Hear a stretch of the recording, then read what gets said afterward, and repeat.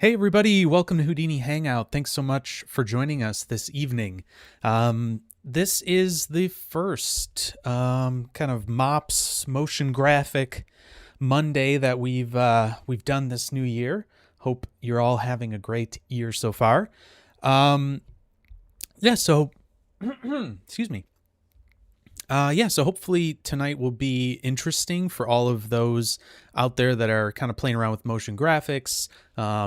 Tonight we're going to mainly focus on messing around with some audio stuff, doing some audio fall off and things like that. So should be pretty interesting, hopefully. There was a question in the Discord server that was asking about, how do we take, audio? How would we do, maybe some sort of a tiered type of an EQ or something like that, like animation of it, based on, obviously the audio levels, the band passes and things like that. And how would we have these separate little blocks that would kind of light up based on how high each of those respective bands was kind of outputting. And so there was a really so Henry put out a kind of a statement and just was like giving some advice on how to do that. So I figured we might as well do that on the stream here and kind of take a look at how that might work, and then take it a little bit further, maybe play around with some simulation type stuff from there. Just something I like to play around with anyways. So hopefully that'll be something really fun to kind of see and do. But yeah, so that is that's going to be the idea for this evening. And so hopefully, it'll be an interesting thing for you to take a look at, maybe learn a little bit more about. The standard, well, first of all, if you want to join the Discord server, you can always go over to HoudiniHangout.com and join that. So there's a link in the chat to that. And if you guys have any questions or thoughts as we're kind of going through this evening, please feel free to kind of drop them in the chat, ask whatever questions you might have. I am certainly not, an expert on all of the MOPS tools and tool sets and things like that. I'm kind of doing this as a learning exercise to help other people that might be trying to figure out how these different tools work. I understand the general concept of how they work, but there's always going to be little bits and pieces here and there that I'm figuring out. And hopefully, as I figure them out, I can pass that information along to you and you can kind of take that and run with it. So, as usual, I am, like I said, I'm not the expert on this tool or Houdini in general. But hopefully through this, we'll be able to all kind of learn something, get a little bit more knowledge out of it, and come up with a cool result at the end. And if you have suggestions on how things could be done differently or ideas to make things better, as we're kind of working through these things, please feel free to drop those in the chat. I really can't stress enough how much I enjoy hearing from people while we're kind of doing these streams. It isn't just for me to kind of give information to everybody else, but to have a conversation and to be able to kind of share knowledge back and forth. I've learned a lot through doing all these streams, so hopefully we can share that information back and forth. But I think that's pretty much about it.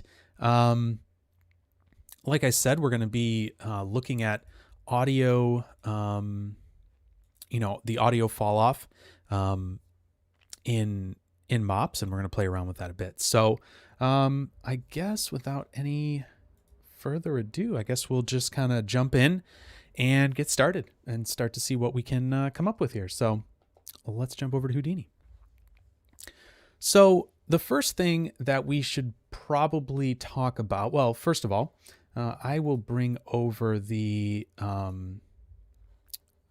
specific suggestion that we had. I'll bring that over here. Let's see. Can I pop this up in a different view? That's fine. So what we were looking at here was this kind of a look right here with a, different bars kind of as these audio levels go up and down. We probably won't be getting the, I mean, it's possible. I guess we'd have to think a little bit about how to get this top, kind of the peak level that stays around a little bit. For anybody that used to have a stereo system, maybe in the 90s, that'll be really familiar to you. That's kind of a normal kind of way that these would look, where they'd show you the high levels as it would kind of jump up and down. These days, not as prevalent to see, audio displays like that. But so what we're going to first do is set up kind of the base animation and then start looking at how we could do some, modifications and things like that to get these kind of blocky looks and things like that. So first we'll look at splitting up the bands, and I'm not going to do that many as they're in this visualizer here. I think that's a little bit more than we need to kind of worry about. Maybe we'll do a half dozen or something around there, but we'll play around and see what makes sense, and we'll go from there. So that's kind of the idea here. So hey KG, how's it going, man? Welcome to the stream. Glad to have you. All right, so let's get started. So the first thing I am going to do, obviously, is add a geo node here. So we'll just say, we'll just call this MOPs EQ anim. We'll jump inside here. So probably the best way to start this off. And I should say that if you're interested, I've covered this before, but there are example files in the MOPs packages. And so if you go in there, there's an audio fall off hip, and you can kind of see this. I'm going to turn the audio off on this one just so we don't have that going. Disable that there. There we go. So this is just an example that Henry put together to show how this works. And you've got 6 different bands here, I think, right? Yep, 6. And actually, now that I'm thinking of it, I think there's less in the original. I think I put those in. Yeah, there we go. That's actually how he has it. He has 4 originally. So anyways, this is just an example. Here he's deforming these box sizes. So they're stretching these boxes. They're just, default geometry boxes. But we're going to do lines instead and kind of play around with that. So just so you know, that's what we're looking at here. Why don't we change the background here to a dark gray? Just hopefully that'll help us see a little better here. All right, so let's grab a line, caps lock on. All right, so let's do that. The length is 1, that's fine. And we'll just use the instancer because that's gonna give us a bunch of control, and we're gonna put this in a line anyways. So we'll drop down an instancer. Let's change the distribution here. We can change it from a grid, which is obviously gonna be, kind of a little different than what we're looking for. We want more of a linear look. So that should work out just fine, something like that. And so what we're going to do is we're going to obviously change the height of these lines as they, as the different bands get amplitude, basically. So what we can do is we can throw down a MOPs audio fall off here. The other thing you could do as well is define here we can see that there's a couple different things that Henry did. He took the fall off from attribute or a shape fall off, so we could kind of combine fall offs on top of each other too. So here we're going to be taking, you can obviously switch this here, have ID to go to the MOPs fall off, or the shape fall off. We'll set that and then go into here. So if you switch these, you kind of get a different look. Also, the instancer set up a little different there, but you can see that this has got a bit of a different layout going there. So, okay, cool. So let's do this. Let's first get an audio file in here. Hey, Henkeet, welcome. All right, so I made a little trim of one of the intro videos, and it should be this one. Should be the one that we use. And sure enough, it looks like we've got that going. Let me just check and make sure that that's playing audio. Hopefully you'll hear this. Oh, and one of the things to keep in mind, you got to hit the real-time toggle here or else it's going to freak out.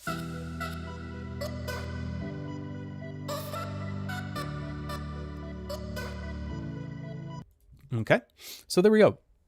We've got some audio there from one of the intro songs that I use. Let's see here. This only is gonna. It's only going to go up to 192. So let's do that. Just so we don't have dead space at the end there. And I'm going to disable this for right now. So there are some things to keep in mind. Hey, Zach, how's it going? Welcome. That if you're doing the audio, if you're bringing audio in, what I found to work the best was exporting it as mono and 16-bit audio as a WAV file. So just if you're playing around with audio with MOPs, that was what I found to work well. I'm sure there's other types that worked well. That's also what Henry's file that he shipped it with was.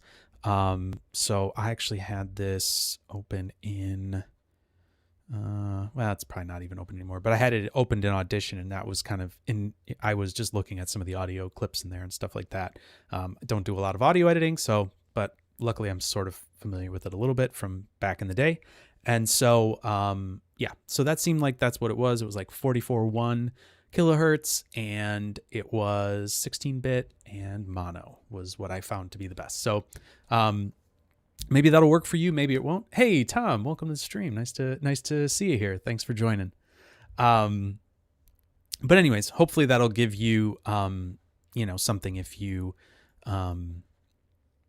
if you're looking to get some audio in here. I also trimmed it a bit. This is, like I said, it's only 192 frames.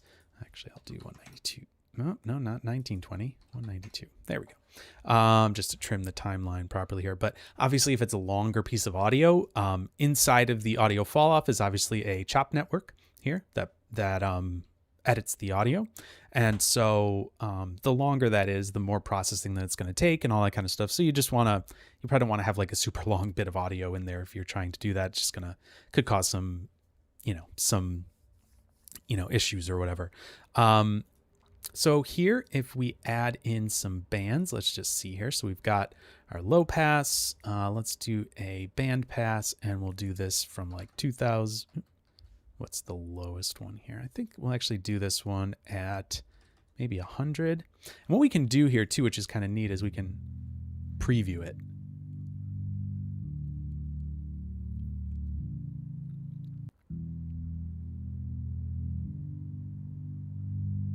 Oh, you know what? I actually think I made another audio file here. Let me just double check. Was this one the one that I wanted to mess with? Oh, let me just reload that. Yeah, that was what I actually wanted to do. It's got a little bit more going on in it there. It's got some interesting beats, so we can get some, maybe just a little bit more pronounced, hits and things like that for each of the different band passes. So we'll do that. All right, so we should be able to do this with the preview. So you should hear that. Distorted a little there.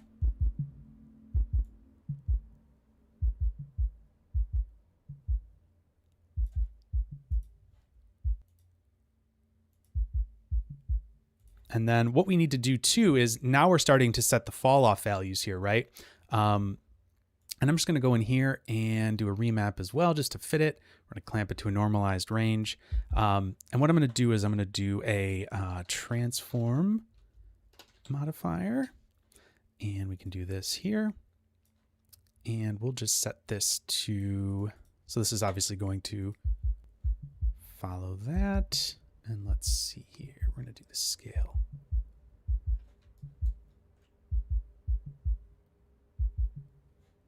Let's just do it like that. We'll scale it to 1 actually. And I think what we could do here is we could do like that. No. There we go. So we'll just scale it to 2 here. And we'll scale the output here -1 to 1. So it's at -1 scale when it goes down. And then when so when it's at 0, it's going to have basically 0 height. And when it goes up, we're going to get a little bit more out of it. So there you can see we're getting kind of this really low, like bassy hit there. And so that is going to be driving this first band here. And in fact, what I'm going to do is I'm just going to maybe spread these apart a little bit more. Maybe we'll do like 2, something like that. And let's see here. So right now we could just do 2 of these. And so now we'll just have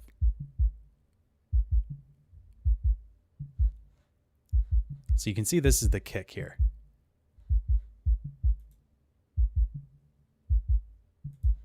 All right, so that's working pretty well. So let's grab the next here and we can see what that will do. I'm just going to leave the gain there. Oh, you know what? Actually, I also felt like the envelope helped a bit as well.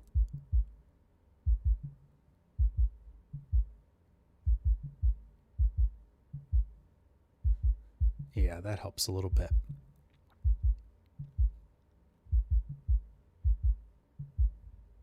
Adds a little bit of like decay in there so that it,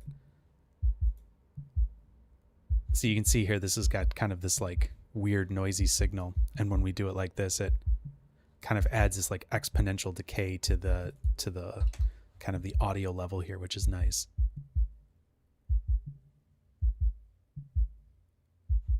So there we go. That's working better. And then let's grab this. Maybe we'll just put this at like 40 or something like that.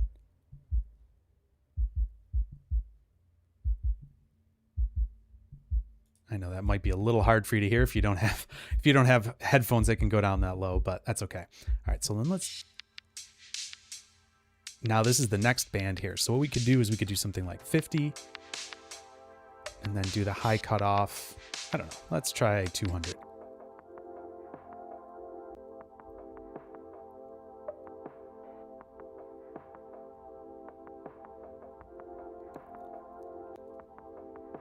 And that's got kind of this long, kind of prolonged audio thing going on in there. Hey, Epoxia, welcome, welcome.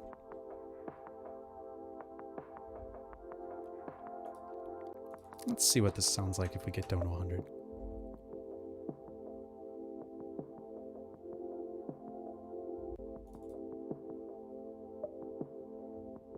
Okay, that's looking pretty good. So first one we got down at 40. Let's actually get this down to 40 as well.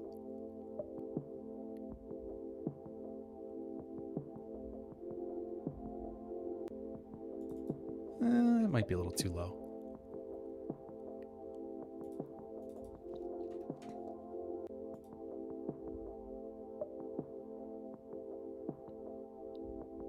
Okay, let's add another one in. We can kind of keep playing around with this too.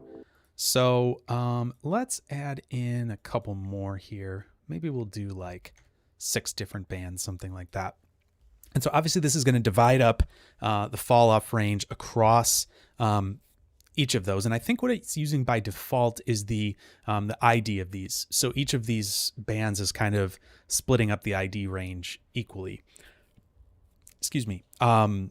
Like I was saying before, you could obviously change that around using different Falloffs. So we can play around with that in a second once we get kind of these bands set up in a way that we kind of like.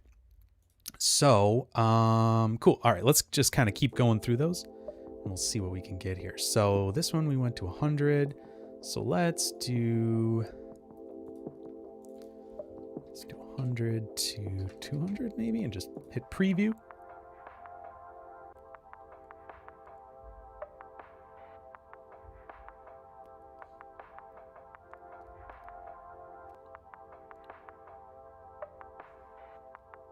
Let's see, what if we went up to 300?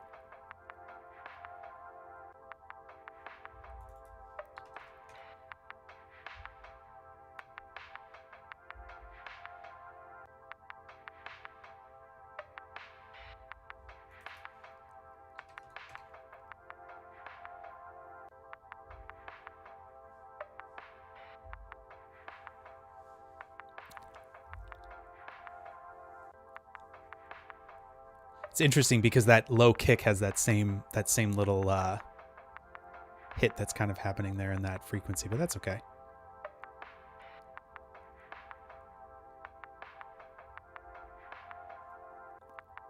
Okay, that's doing something kind of interesting there. Let's add another one in here. We'll see that this will keep getting divided up. So that last one we went to 300. Let's do another band pass here, and we'll do 300 and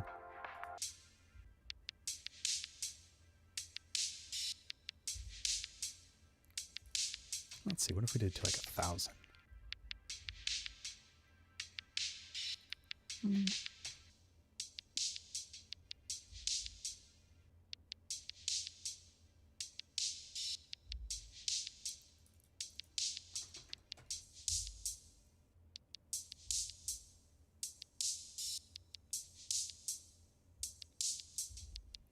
Okay, it's kind of doing something interesting there.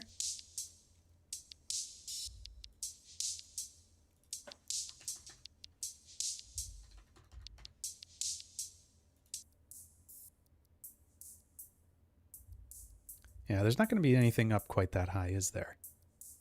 All right, so let's do this. So let's get rid of this one here, and we'll just have this one be our highest. And we'll have this go up to maybe like 4,000.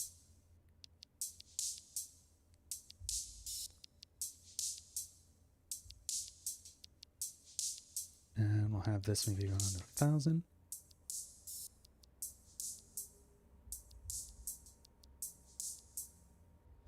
Let's see, can we add one here? All right, so let's do this.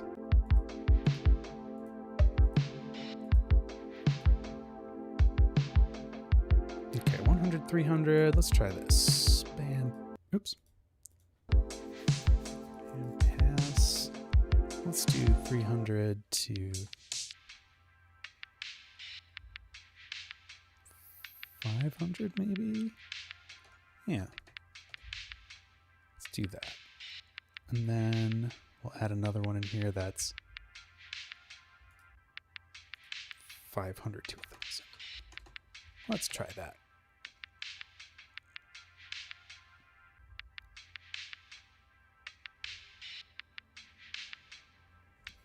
All right, let's try that out. That looks pretty good.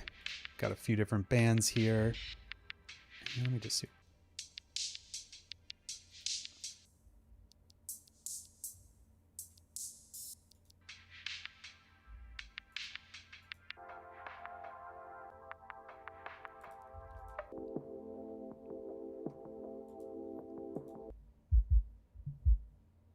All right, I think we got some audio going there. That's looking pretty cool. All right, so we've got some audio here, and that's all well and good. So what Henry's suggestion here was to actually, you know what? I wonder if I could do this. Will this work? No. Okay.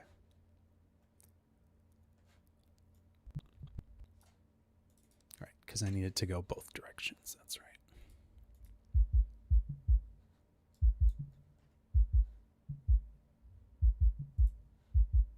All right, so let's go back to the original file.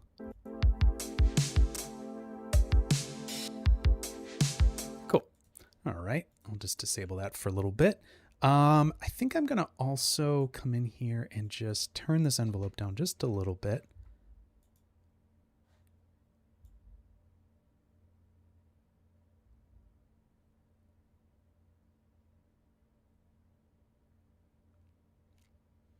Play around with this a little bit.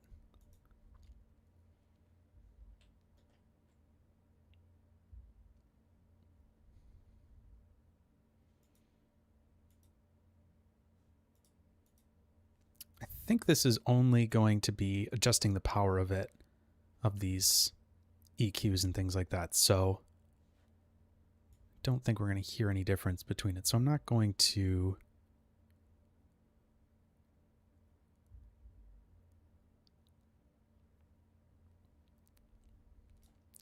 Yep. All right. Well, let's just leave it on this. I think that's looking pretty good.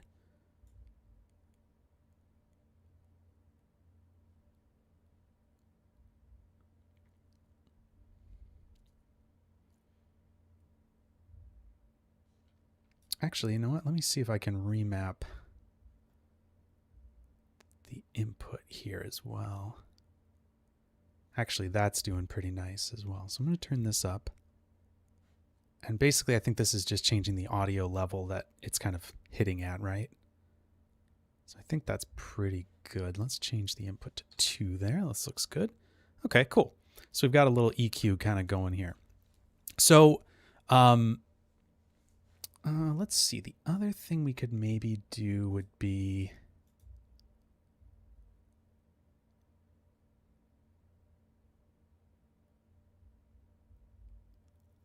This is adding some lag in here. I'm just curious to see kind of what differences happen here. So this is going to just basically give it a little bit of like delay a little bit there. Let's see if we can turn this.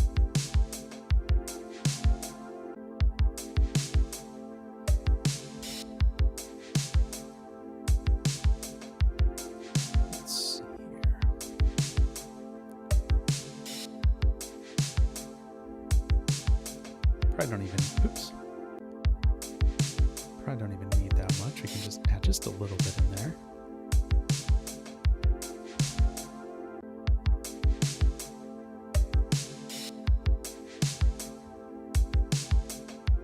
All right, looking cool. All right, so what Henry's suggestion was for this was to take this. So let's just find a frame here where it's kind of high like this. So his suggestion was to take this and resample these lines so that we can then have individual points that could be instanced onto, which is a pretty smart way of doing this. So we have the different amplitudes that are going to be kind of moving each of these bars up and down. And so, yeah, oh my gosh. Is that the epoxy you're talking about? The is Animusic the one where they would have like the... like almost like the Rube Goldberg machines that would like shoot balls all over the place, and like there were all sorts of different ones? Was that like, there was one with robots, and I think there was a few different ones like that. Is that what you're talking about? Because I think those were pretty fun, if I remember correctly. Those were wild. Gosh, those probably came out. Okay. Yeah, those probably came out like 15 years ago. It's got to be that long ago at least. Man, that's crazy. Anyways, oh, that's cool. That's really awesome. Yeah, I mean, those I remember being really interesting. I did like a little experimentation. I've probably mentioned it before that I knew that I used to play music a long time ago, and so I actually did like a music visualization thing in college for like my friend's band, and I did it all in C4D, and it was kind of a nightmare because every frame that it rendered, I did it really dumb. I should have baked all the keyframes. Like, there's so many things that looking back now I should have done better, but it was like literally playing through the music and like figuring out the transforms of everything. And this was back in like the standard render, like maybe physical renderer day, maybe not even. So it was horrible, and like trying to calculate GI for it and all this nonsense. But anyways, things would be a lot easier now. But okay, so let's take a look at this, and what we should do, since we've got these lines, what we could do is do a resample on them. So I think if we just unpacked, oh, cool, that's interesting. MIDI, a MIDI plugin with Houdini or with C4D. That's interesting. I never played around with MIDI before, specifically, but actually, no, I'm just gonna disable this for a second here. There is a way to turn that. Is it here? Maybe it's here. Is this? Yeah. Okay.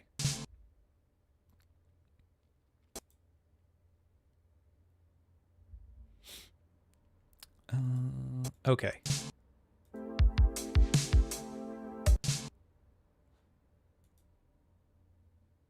Okay, so it must be this. Yeah.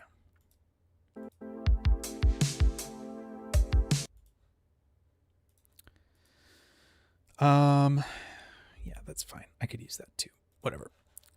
So we've got these, we're unpacking these lines, and what we're going to want to do is resample them, right? Because now, here, whenever we're dealing with MOPs, we're dealing with packed geometry, right? We're doing all this animation on specific points, and, 1 point per instance here. When we unpack them, now we have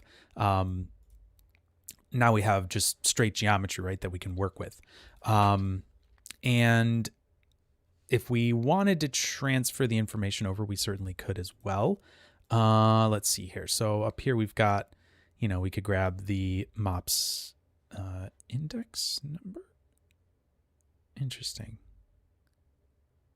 Oh, we could grab the ID number, right? So what you could do is you could take this and we could transfer attributes over like ID.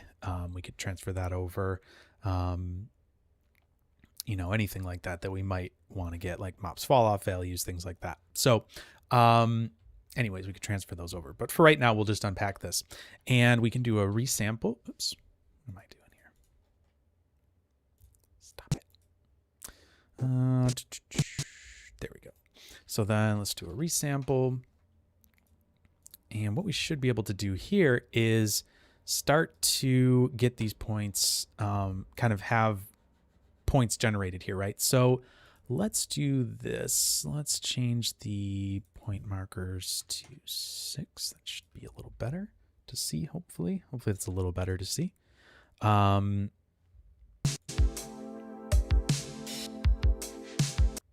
right, so what we need to do is we need to probably have less of these. We don't need quite that many. So let's try something like that's kind of nice.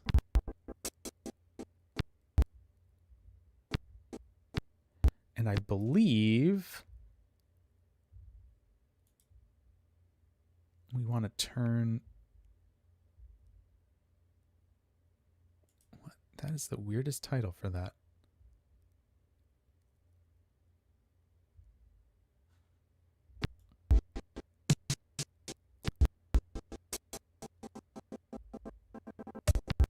All right. So there we go. That is what we're kind of looking for here, is turning off this even last segment. I don't know. That is a weird title for that. I don't like that name. That's even last segment, same length. Huh. Or is it... No. We could also turn this on to create only points, but for right now, we're just going to...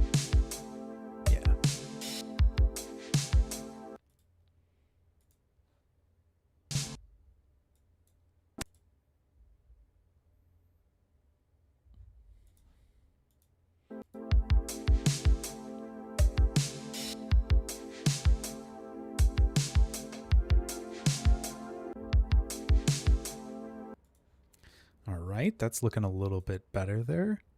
All right, let me see here. Do we need to do anything? Curious if that...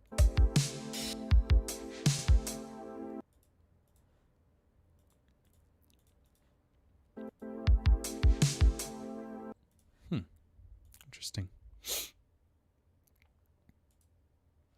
It must be this with the remap value that's kind of causing that.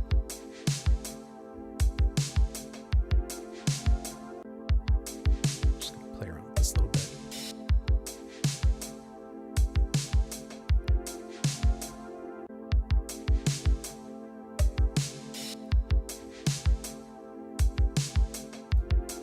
Maybe I'll just turn that down a little bit.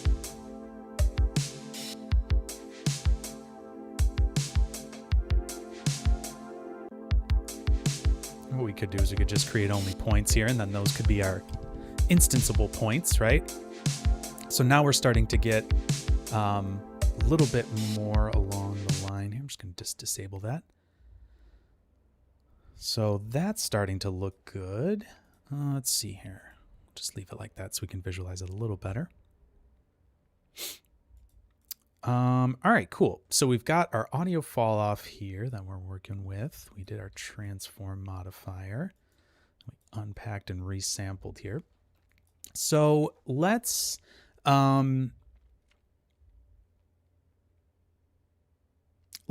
take this geometry here, right? So I'm just going to make a null and just say out wave.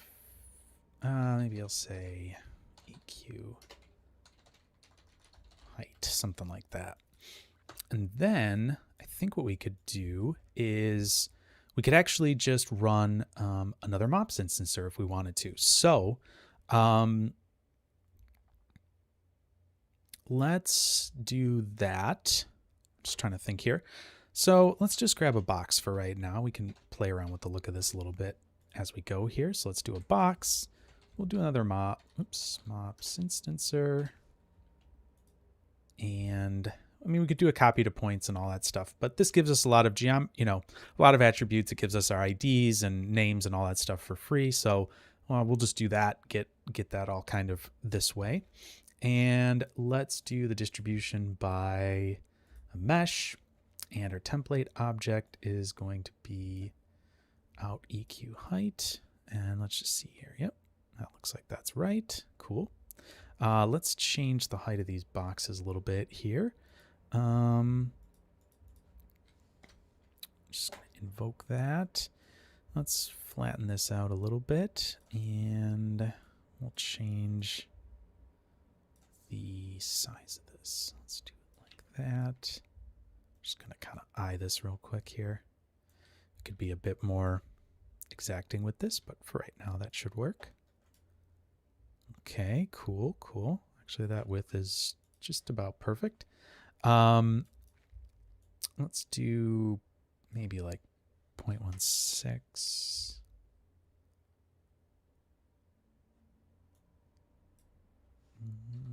Something like that. And this will do at half of that, which is 0.8. That's right. Cool. All right, so let's see here.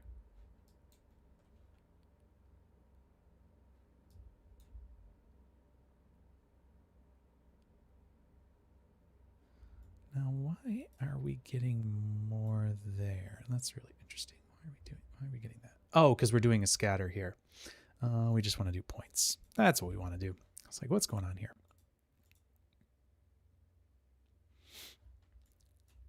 All right, so we're getting somewhere with this, but what we might want to do is change the resample a little bit. So let's change this down to 0.2.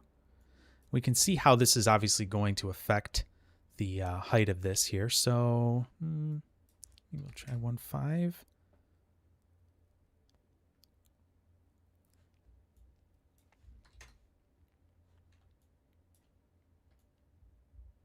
Yeah, that's working pretty good.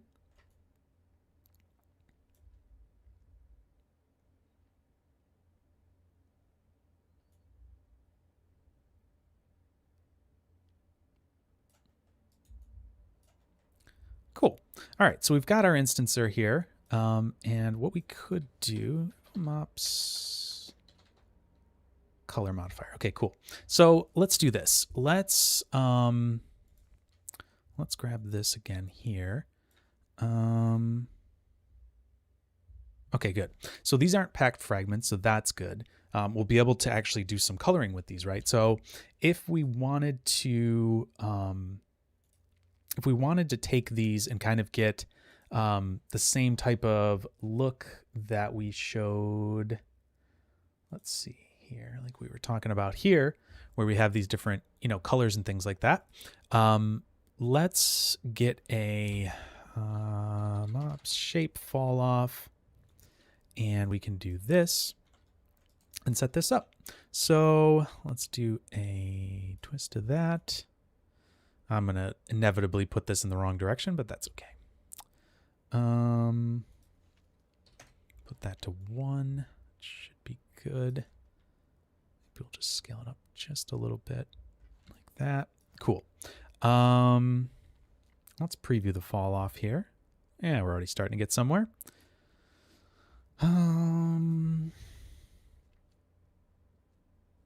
Yep, I have it the wrong way. So let's rotate it -90. There we go. Because if we look here, we've got our 0 down at this end. So now we're going to see that fall off is going to be, generated like that. However, we should probably play around with this a little bit. Let's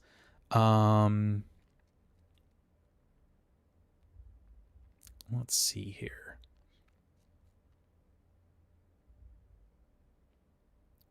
Let's change the color here to, that's just the preview. So let's do a color. And instead of doing it this way, let me see what those color, what do we got here? Just green, maybe yellow, orange, and red. Sounds good. So we'll just do 4 here. I'll get rid of this. Let's see here, delete that. So this is going to be red. This is going to be orange. This will be yellow. And this will be green. So probably what we're going to want to do is reshape these a little bit because we don't want them to kind of blend like that. It feels maybe a little odd. And I definitely want the top to feel really red. So let's do that. And maybe what we'll do here is, can we turn these all into constant? There we go. So that's going to work pretty well. What we could do here obviously is we can take these individual ones and just kind of slide them around. That'll give us more or less of each of these bands. So maybe we do something like that.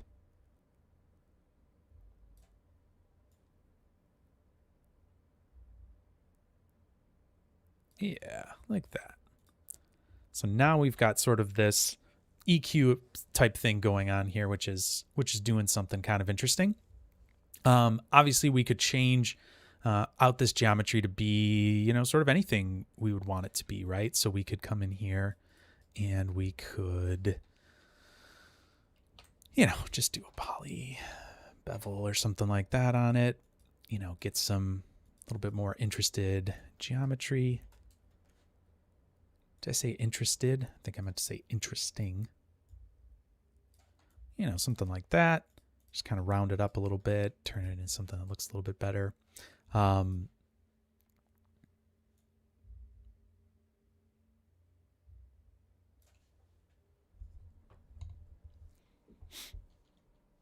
right. Hey, Carlos, welcome. Welcome. All right, so let's see what that's looking like now.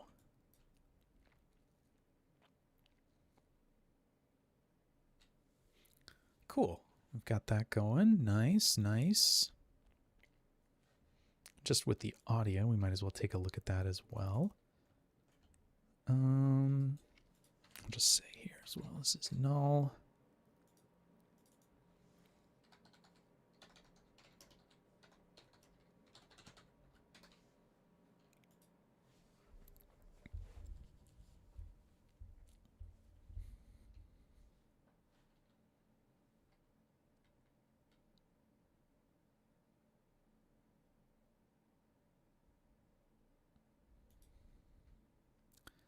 All right, so that's looking pretty good.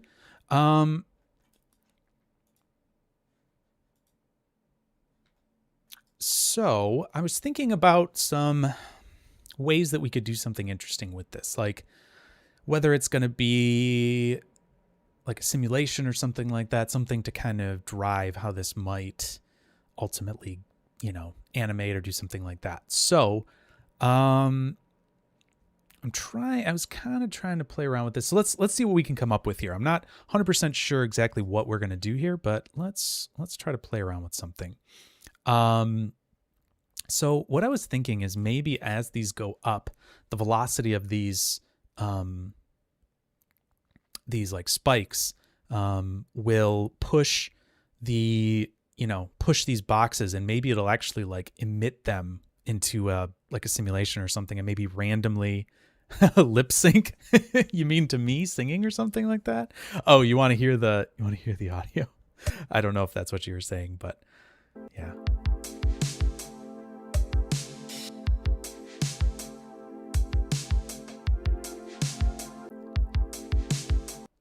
All right, so we've got that going.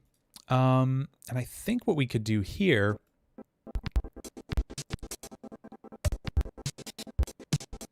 is I feel like we could get have it drive mouth shapes. Oh my gosh, wow. I don't think I would be able to do that in this stream, and I am certainly not a good enough rigger or animator to be able to do that. I appreciate the suggestions though, but that is certainly above my ability level right now. But I think we could do something simulation-wise with this and do something fun. So let's take this probably from this point here and see if we can't, because we're always having the same number of points here. So let's do this. Let's disable this and let's grab a null here as well. And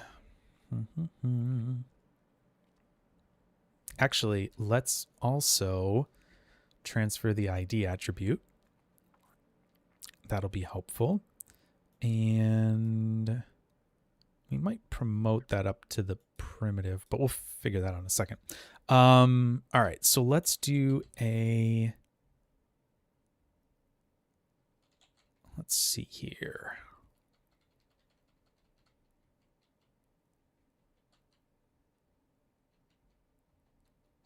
Okay, here's what I'm going to do. I'm going to just make groups here. So I'm just going to, let's see here. I'm just going to do a group. I'm just going to do this really straightforward. We're going to do a point group. I'm going to do this with the end here. We're just going to call this, we'll say EQ tip. It should come down here when these output. There we go. And if we do a null here, and we'll say unpacked lines, we'll just use this as a spot to be able to kind of grab this if needed.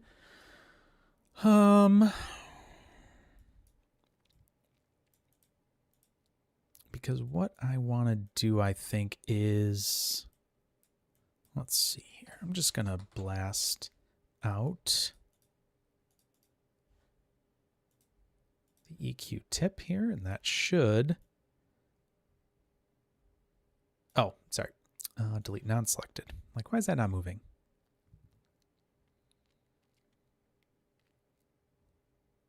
Yep, cool. That's the kind of high EQ, so that should work. And let's see if we can't do a point velocity from this. That should be easy enough to do. And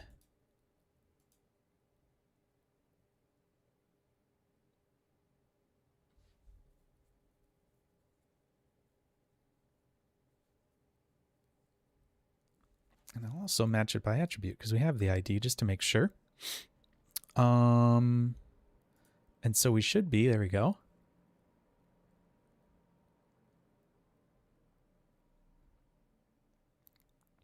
Now, I don't actually want this to,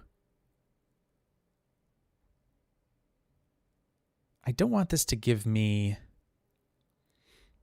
negative values. So, because that's going to like throw them downwards. So let's see if we can't,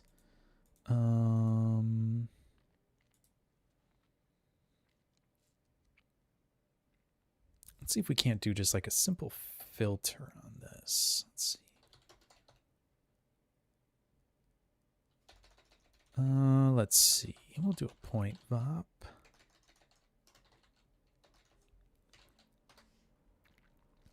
We'll just do a fit in here. So we've got the velocity or a clamp. Let's just do a clamp here. And we'll bring in V. We'll just make sure that it doesn't go negative. 3D vector minimum. Okay, cool. That should be good. And then let's do this.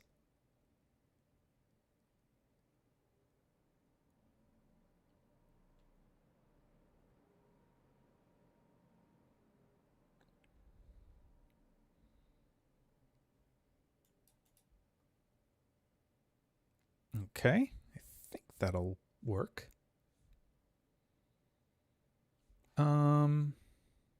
Let's just set this higher. I don't know what. Maybe we'll just do 2, something like that. Okay. So let's do that. And cool. All right. So we've got that. That's looking good. And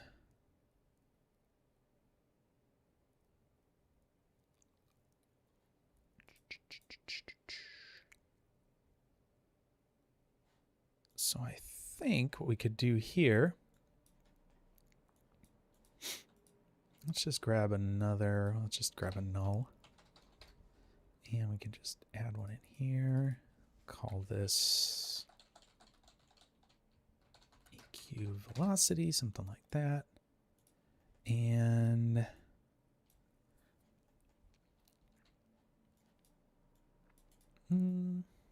let's see here. Just do an attribute copy. And we could probably do this. Let's do this. I think this will work. Velocity, will it? Will it?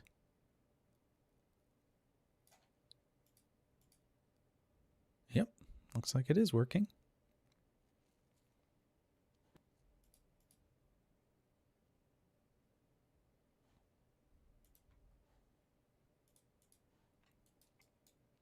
And cool. All right, so what we could do instead of just doing these lines like this is, well, right now we've got these individual lines that are jumping up and down, right? So we could do that. Or what we could do is have it, we could have it source maybe from, there's a couple different ways we could do it. Maybe the best way to do it, at least we could try for right now, is just have like source points to emit from in each of those, in each of those source, the root locations there, and have that emit out if the velocity goes over a certain like threshold or whatever. So like if the speed is a certain threshold, then it'll, emit and stuff like that. So maybe we could do that. Let's see. We'll calculate the speed as well. That would be good. Because then we can see.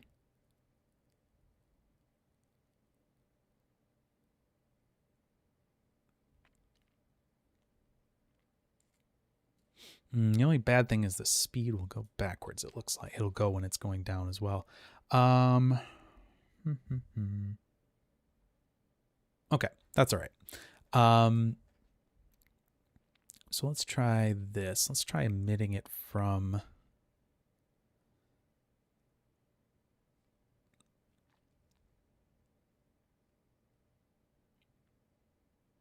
Sorry, just trying to think here.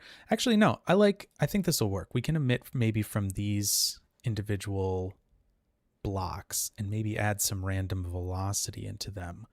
I think.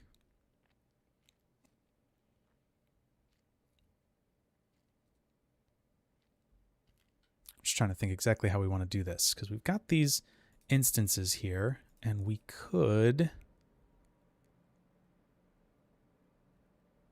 have those sourced into simulation. You know what I'm going to do as well? I am going to delete the root point of each of these, I think, so that when it'll only show up when there isn't, there'll only be objects here when they don't have, when they have audio over that 0 level, basically. Yep,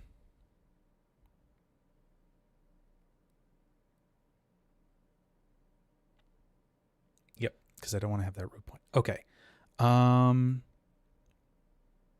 So let's do this. Let's do a curve U, and we can delete. We'll just do a blast here. Just delete the points. We'll say just at curve U equal to 0. It should remove that.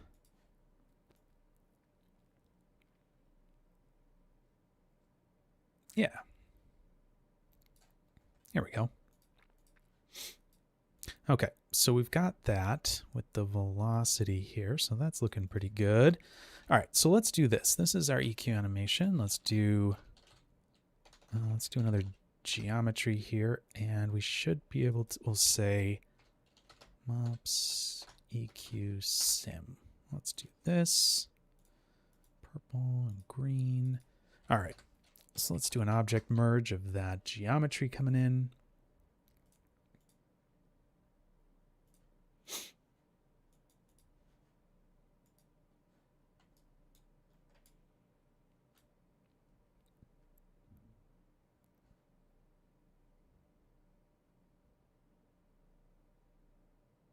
Okay, cool. Just trying to think here. So that's all packed geometry when it comes in. So we could, that should just work within.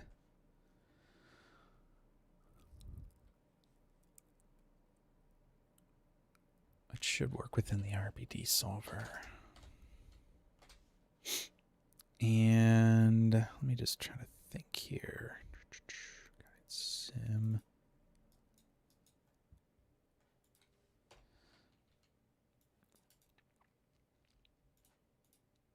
So I don't think this is going to work properly if we just wire it in like that. Because it doesn't have a start. We need to do RBD configure. Oh, hello. Why did I put it below it? That was weird. And we need to do emission here. I think that's actually just adding a attribute to it, if I'm not mistaken.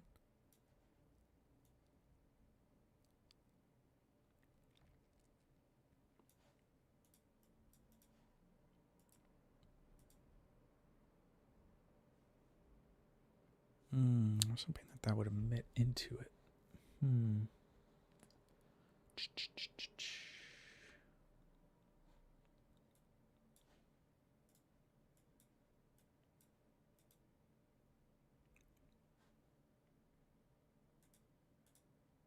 What am I not thinking of here? Why is that not?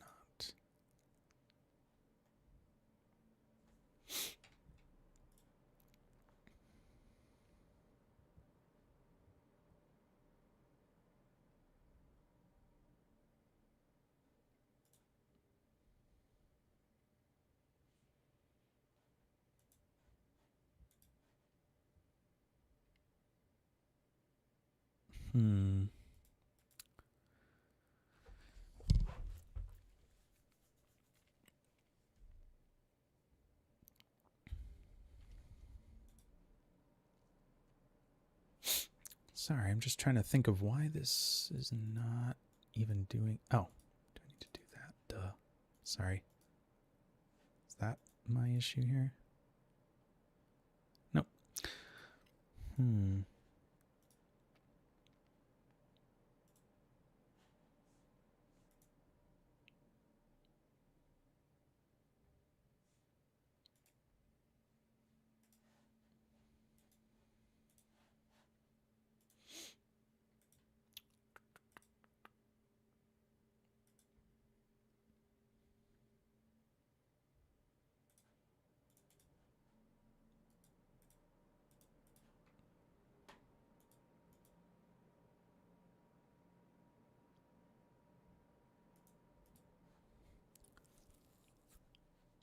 I'm just going to test something here. I really thought that, let's just make sure that I'm not losing my mind here. I'm just going to do a time shift. Put this to frame 8. Drop that in there. Okay. I am not losing my mind, at least. That does work. However,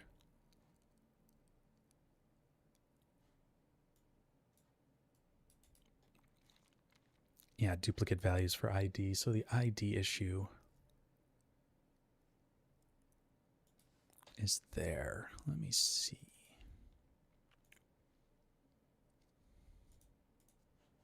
Just want to see what's going on here. Yep, thank you. Hide the other outputs there. Yeah, those are all have the same ID.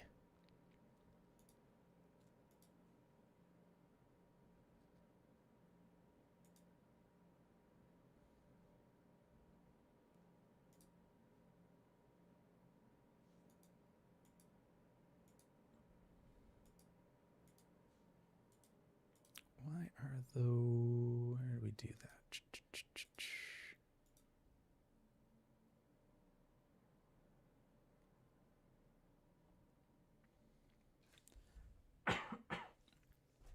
So the problem is taking those individual ID attributes here and driving it with that. Why is it doing that? Don't want to do that. Copy them and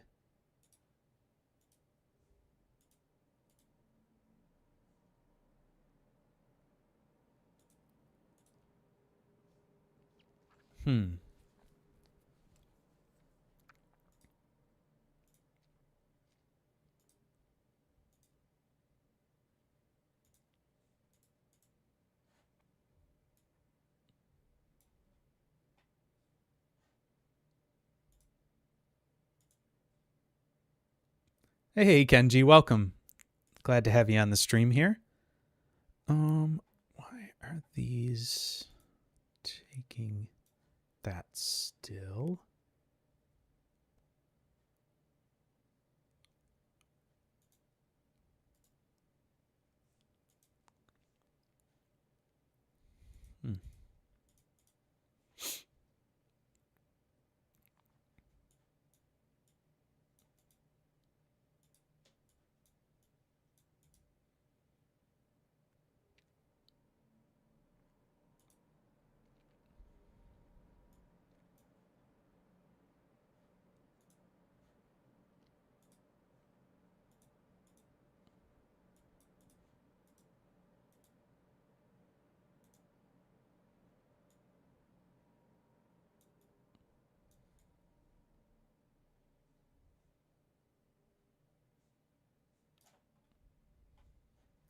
I'm not sure why it's doing that.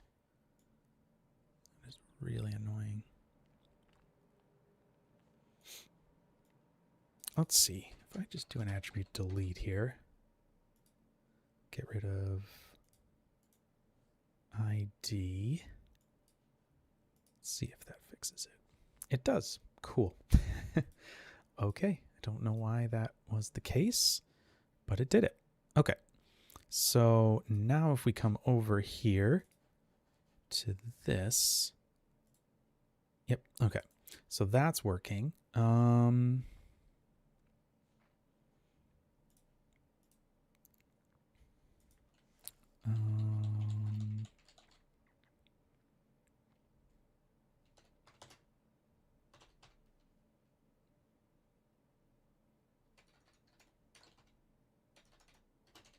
RBD configure. We'll try that again. Let's do the bullet emit.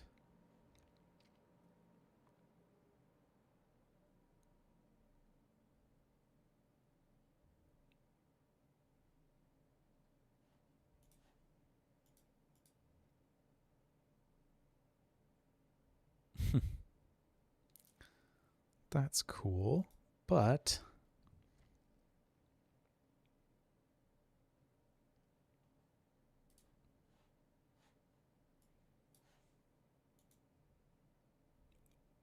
why is it not emitting even when they're just static? That's really strange.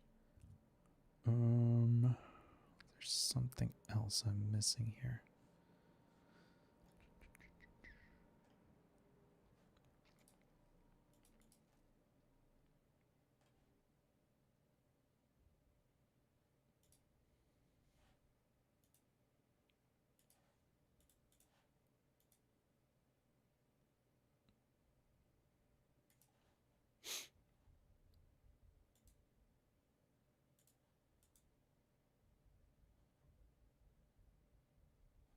All right, let's see. Is there something in here? Oh. There it is. Okay. There we go. We're getting somewhere. So what we need now is some velocity here. So let's see what's going on here, why that's not working. So we've got the RBD configure is telling it to emit. think that should still be working if I turn the active off. Yep, that's right. Okay, cool. Why is the velocity not coming in properly?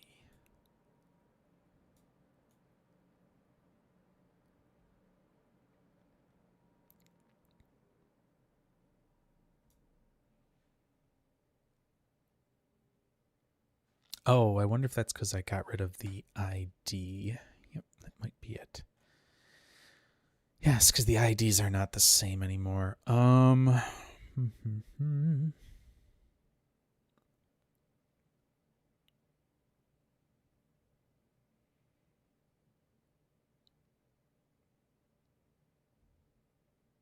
Okay.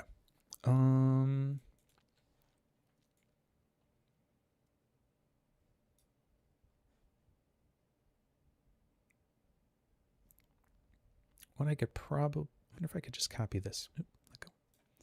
If I could copy this over here before we do the attribute delete, like that. Will that work? Might.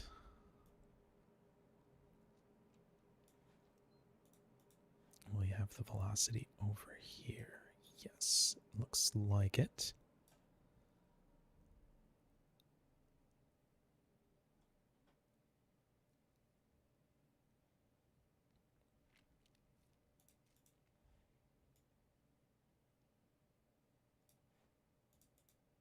All right, let's see if that works. All right, so we've got the velocity coming through. It's getting instanced onto this geometry here. Shape fall off, cool, color mod. Okay, all good. Let's come back over here. Play around with this.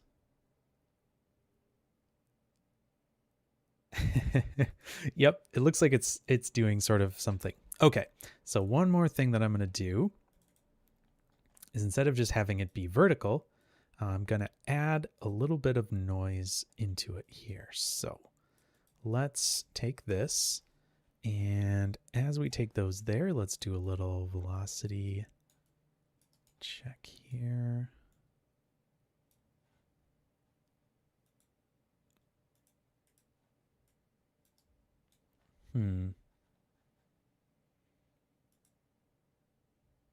Oh, I see.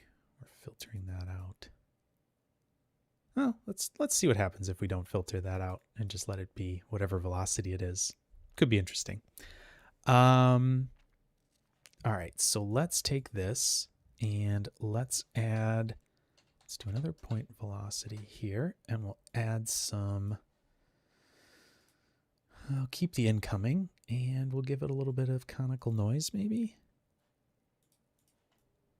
See how that works.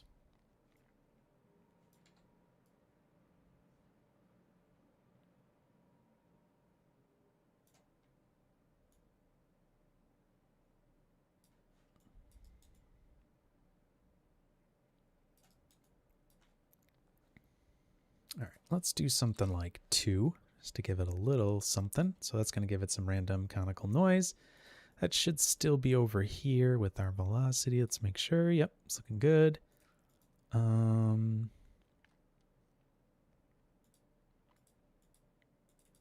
only thing I'm going to do here is say minimum of -2 for that, just so we don't get too much downwards velocity to kind of freak everything out. And let's try that. Let's see what happens. So here's our geometry coming in. And obviously, because this is packed geometry, it should work just fine with our RBD configure. And well, let's try that out. Oh, that's kind of fun.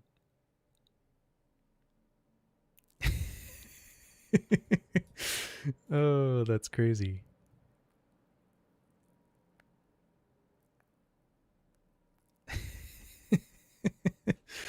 What can we do to make this a little bit less insane? Oh, man.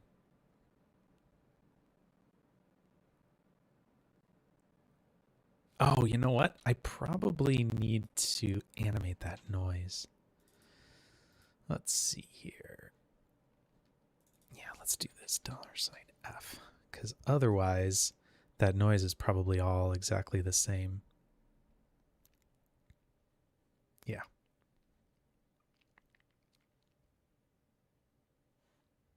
That should be better. Let's see. Hey, Lucas, how you doing, man? Welcome.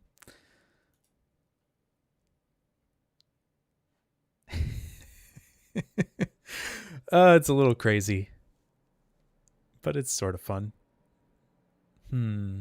What can we do to make this a little better?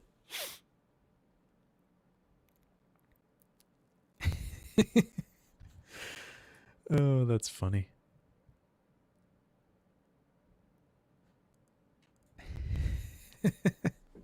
Kind of goofy. Yeah, so we've got some like random noise kind of working on these as they're, being sourced up and down.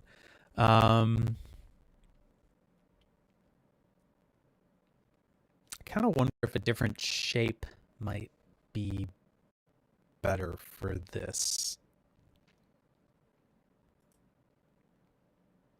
Maybe what we do is we just turn the resolution down, right? Because we're instancing these based on the resample here. So let's try if we do like that. Like maybe, gosh, even maybe 2 could be good. All right, let's see. Oh, it's doing the full simulation. Enough. Go back. All right, let's see what that does. Yeah.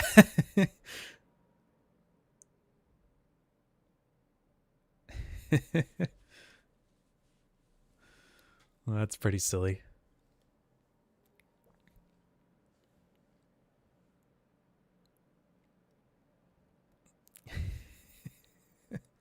I don't know why this is just making me laugh. It just seems so ridiculous.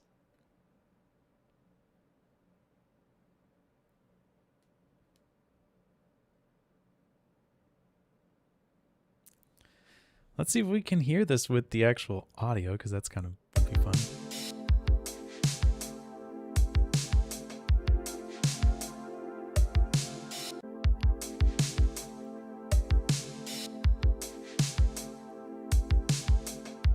Is there, so the question was, is there an age attribute being calculated with the solver? There might be.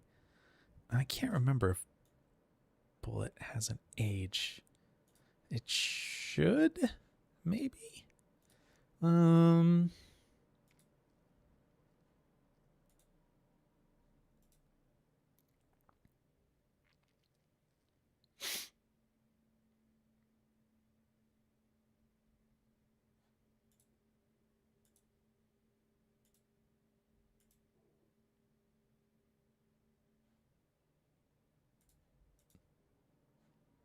Oh, right there. What is this just activated? Yeah, so there is an age attribute now that we could probably, there we go.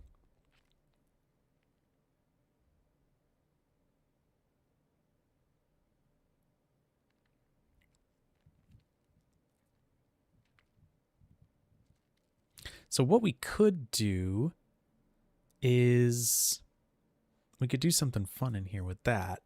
So we could say, let's see here.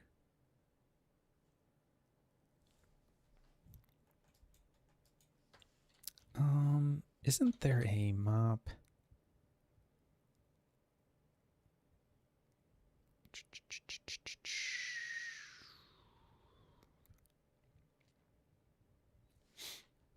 I think it's apply attributes. No. What is it? Fetch attribute, probably.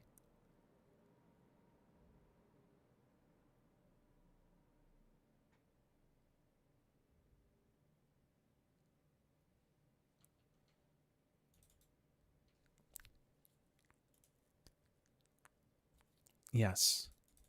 We could do this. We could take an age.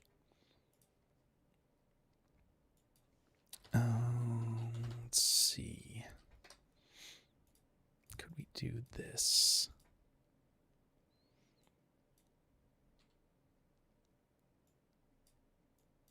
Do we have proper name attributes for all of these? That's the question. Hopefully we do. Oh, I don't want to mess with that. Let's turn those off right now.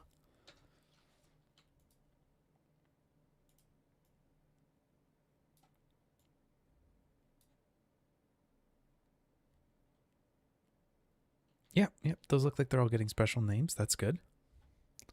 That's good. So I'm wondering if we could, like, let's see here.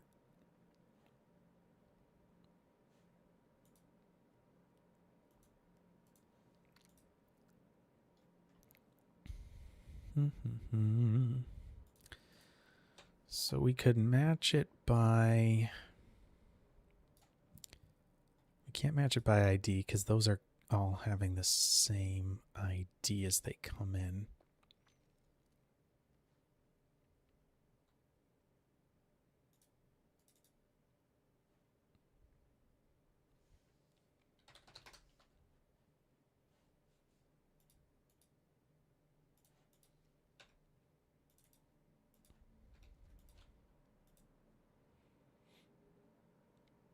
Okay. So that's good. Let me just see something here. We're not breaking anything yet. MOPs Falloff is going there. What we should be getting is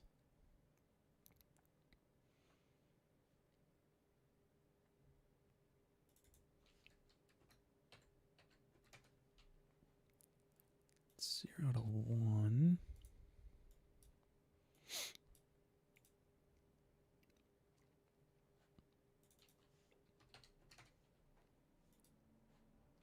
Let's do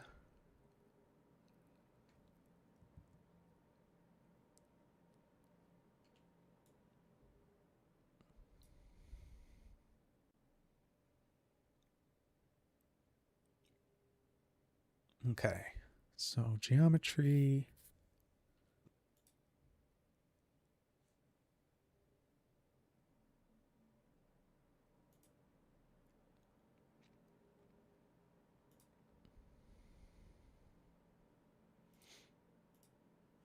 Is that gonna do it? That might do it myself because I think, nope, that's not doing it.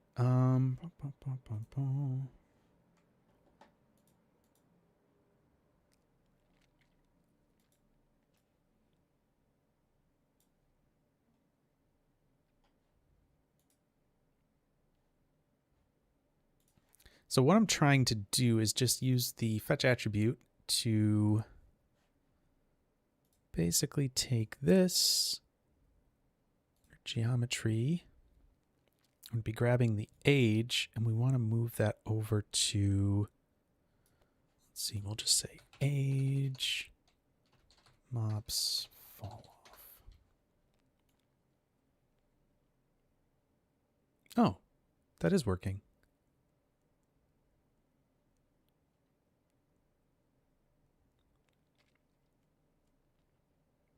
That's weird.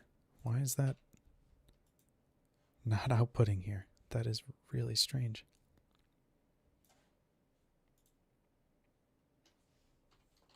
Oh, you know what?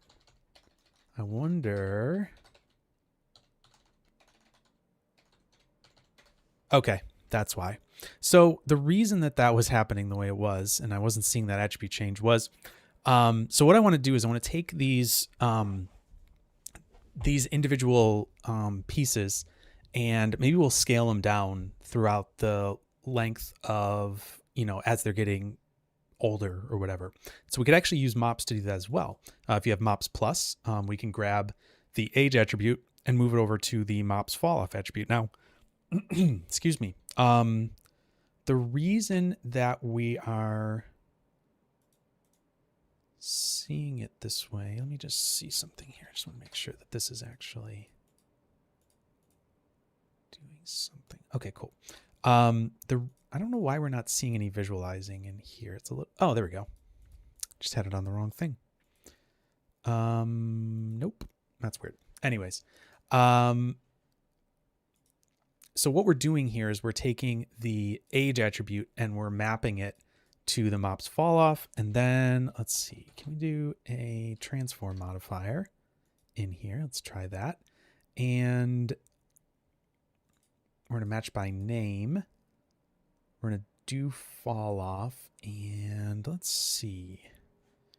Do we want it to scale to 0? I think. Let's see. Let's see what happens here.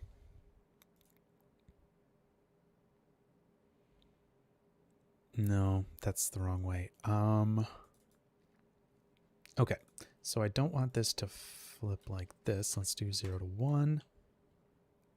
And then the fall off should be okay, let's try that.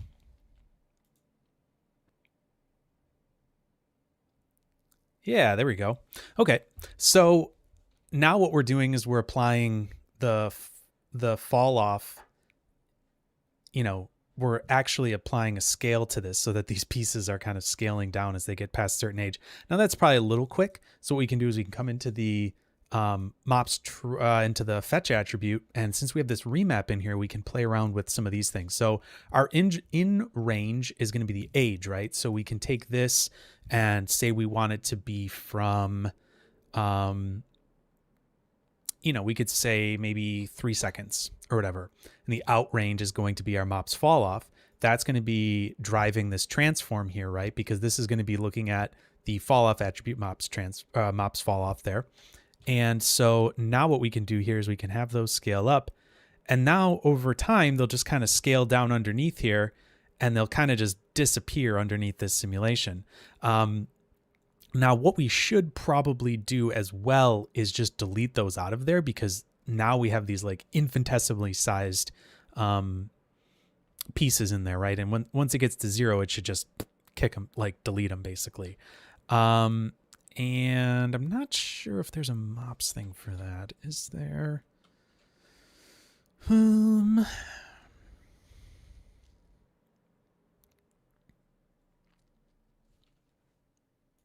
this. Is there anything in here?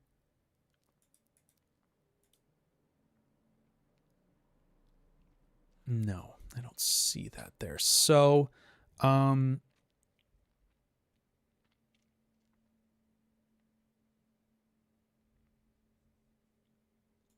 let's see here. So what we could do is just do a simple, we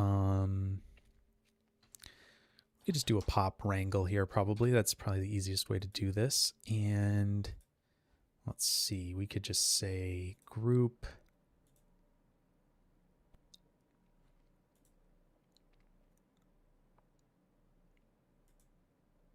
Just seeing if there's anything else here. And yeah, all right, so let's just do this. We'll take the, we'll just say at MOPs fall off equals 1. That's going to be the group. Then we should just be able to say remove point 0 at p. Hey, stop it. PT num. I can type, great. All right, I think that'll work. So we're going to be looking at when this MOPs fall off gets to 1, which should be when the age gets to whatever number we set here. It's going to remove them. So let's see if that happens. I think it will. Maybe if I just preview it like this, we'll be able to see.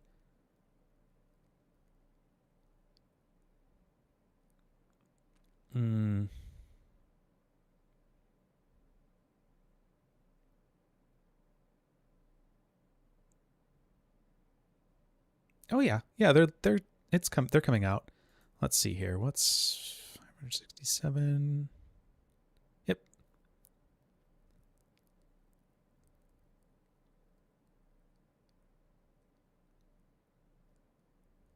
I think, yeah, it looks like they're, yeah, because they're going down. Yep. So that's doing it. So that would be a way that we could do something interesting like that with it. Yeah, obviously you could do a million other things from there, right? So the other thing that you could do too is we could come in here and grab this fetch attribute. And instead of doing it this way, we could just grab those and say, let's do monotone.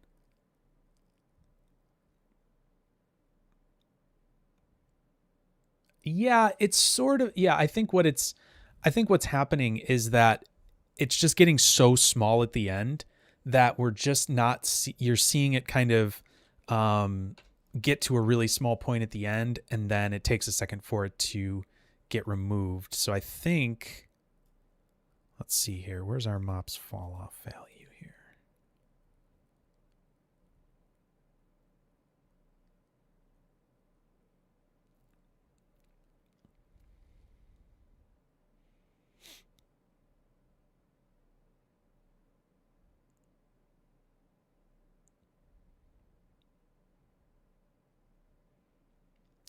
Yeah, where did it go? Let's see, MOPs fall off.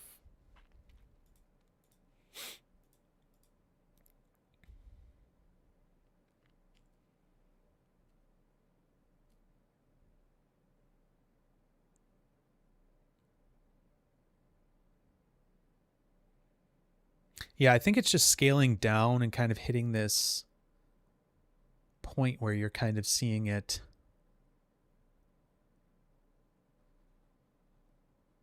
sit for a second. I'm not sure why.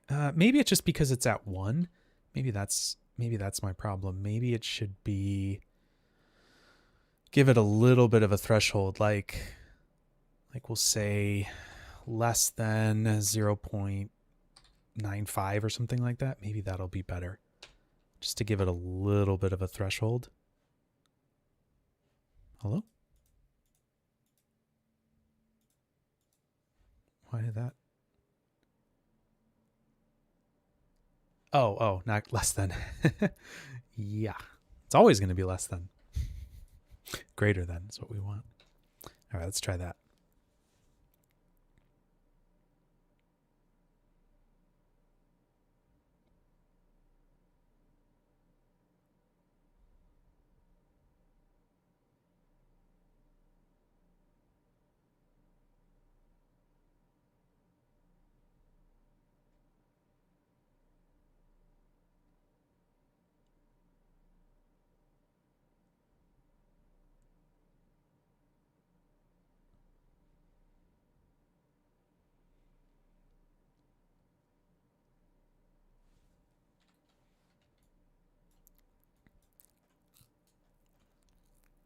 Yeah, I'm going to try to turn the velocity craziness down just a little bit. Maybe we'll do like 1.5 and do this at like 60. I don't know how much better that'll be, but might be a little better. Turn this off, that off. There we go.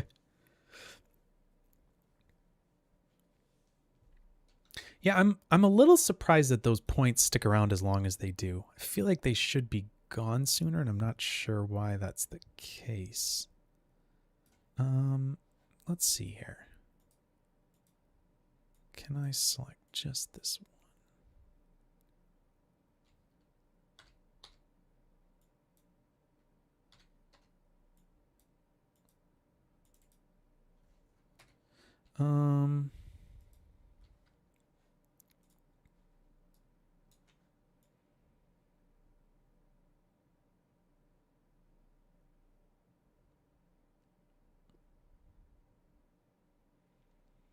I'm just going to grab this one right here if I can.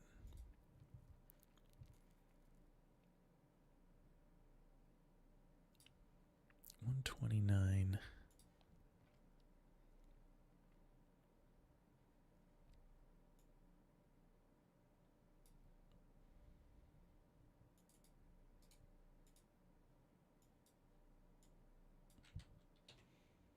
All right, let's just try that.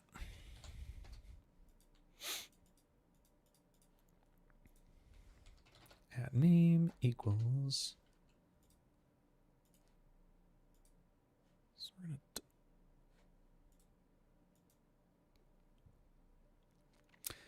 Yeah, I think, yeah. So Zach, you're saying, I thought it was because the MOPs Falloff node in the pre-solve had clamped ramp values. Um,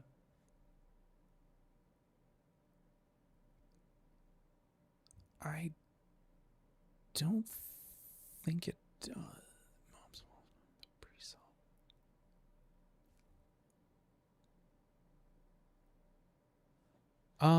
No, you're talking about this in the remap here. I think that's what you're saying. And really what it should be doing is going from 0 to 3. When it gets to 3, the value should the value of MOPs Falloff should be 1.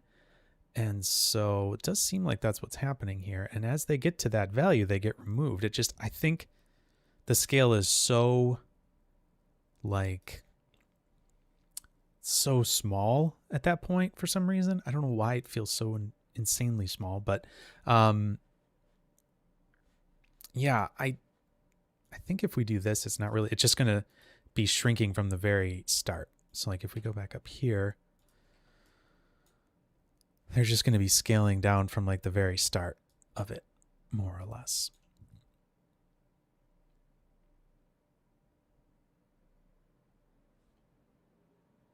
Yeah, I agree. It seems like it is something in there, but I don't know why it's not. So for this, I'm just basically making it so that it's half of this range here, so that it stays up high. Basically, it stays.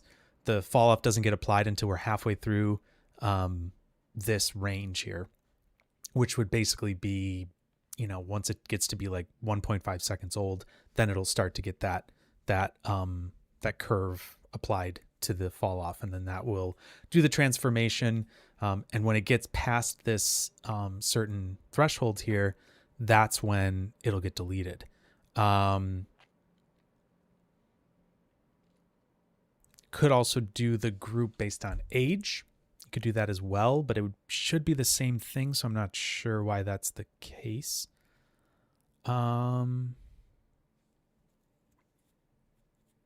Yeah, I'm not sure why that's the case. Anyways, so I just want to look at just this one piece here, see if we can identify. Why is it not deleting that? That is so weird. Is it from this?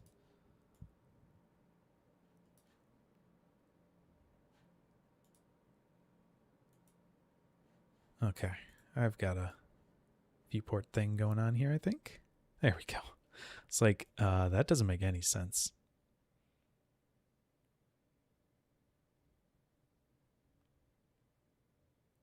Yeah, so that's interesting.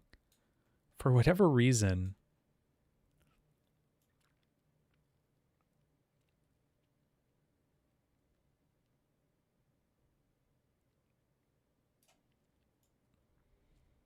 what value are we even changing there, actually? Sorry. Maybe it's in the transform. Maybe that's where I'm goofing this up. By name.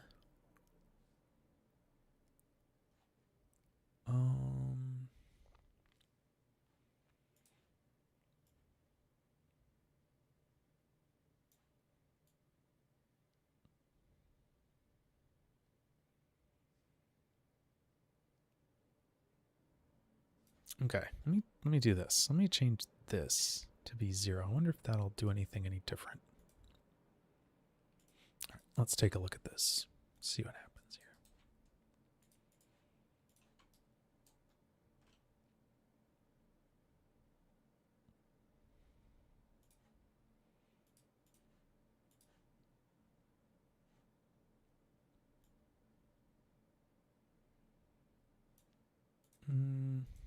Let's just add scale in here so I can see that as well.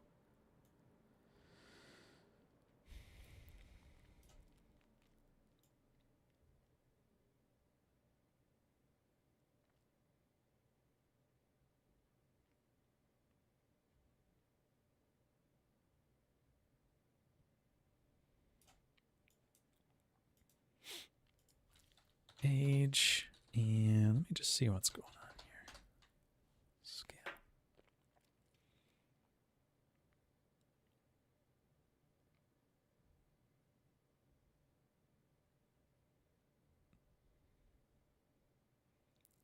Yeah, it's really interesting. I guess it's just the scale just kind of goes away so quickly. I mean, you could probably get rid of it when it gets over 9. It's just interesting that it's like still there, but it's probably just so tiny. It's like not even visible. So yeah, you could probably just change this to be like, honestly, even 0.85 would probably be more than enough. Let's just look at this again. And let's just play that back.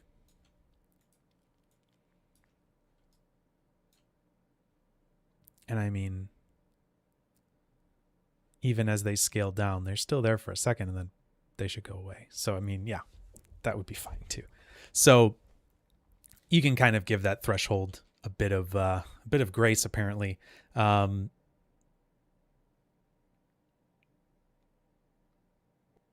Yeah, I don't know. Kind of an interesting little effect. Get some crazy kind of audio based physics going on there, which is kind of fun. Yeah. I'm trying to think if there's anything else that we could really add to this to make something interesting. I mean, so this is the one really nice thing is that doing these attribute transfers and things like that in DOPS. Obviously here we're in DOPS, even though we started in a SOP solver. Inside of it's always going to be I like that, Zach. It disappears from our inferior human vision so soon. But yeah, so since we're in DOPS here, anything that I'm doing here is going to be MOPs plus. So this is unfortunately the paid side of it. But I think you can see how useful it is as well, because you can do all the same kind of stuff with all sorts of, VOP nodes, or doing, some of this stuff is kind of like solver based things. But here we're just basically taking attributes and applying them, transforming, remapping, things like that, which can be really nice and helpful to be, here, like scaling these and all this kind of stuff. So you can see here it's making sure that it's hitting the right geometry object, in this case just geometry. Sorry, I've got something in my throat. Hold on 1 second.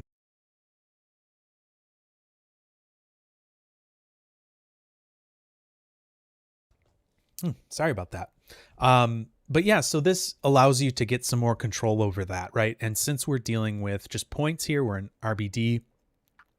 Each of those pieces is just 1 point. So it's kind of a really easy transfer to be able to take something like age and convert it over to the Falloff there. I mean, there's a ton more that you could do here as well. And then obviously from there, if you were to go into something like, let's see here. Let's see if we can't do something sort of fun here. So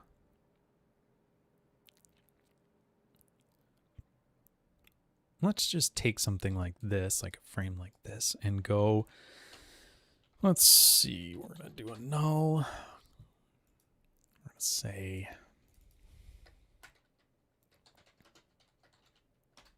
something like that.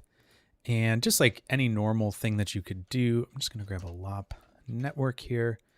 Just take a look at a quick like render type situation here. So let's just grab a SOP import. We'll just import that geometry real quick here. EQ sim. There's that.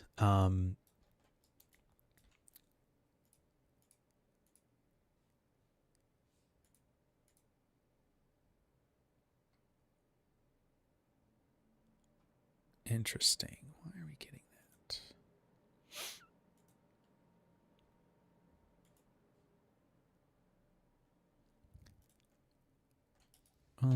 Let's see here.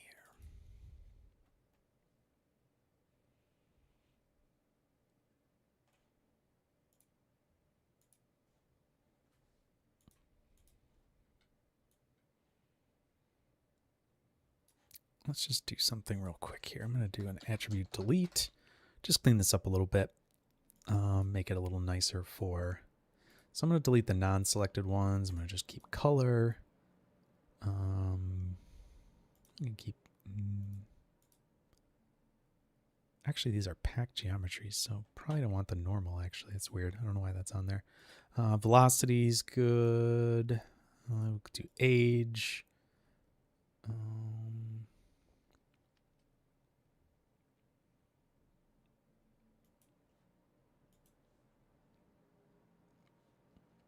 think that's good.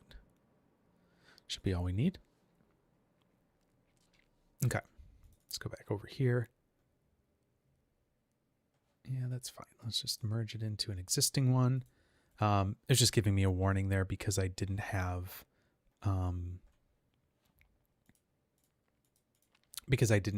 my save path set, which is fine. So I'm just merging it into an existing layer.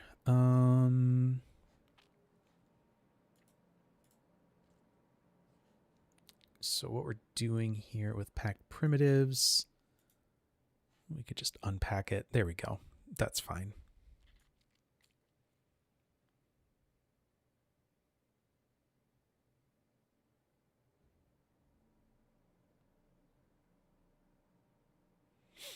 That way we're getting the display colors and all that stuff sorted properly. Just going to move this over a little bit. There's definitely a way you could do this with native instances as well, which is fine, but all right, let's just do something like this where we've got like new geometry that's coming in. We've got that with the age that we're going to use. Just as a little reminder here that if we go in here, we can see all of our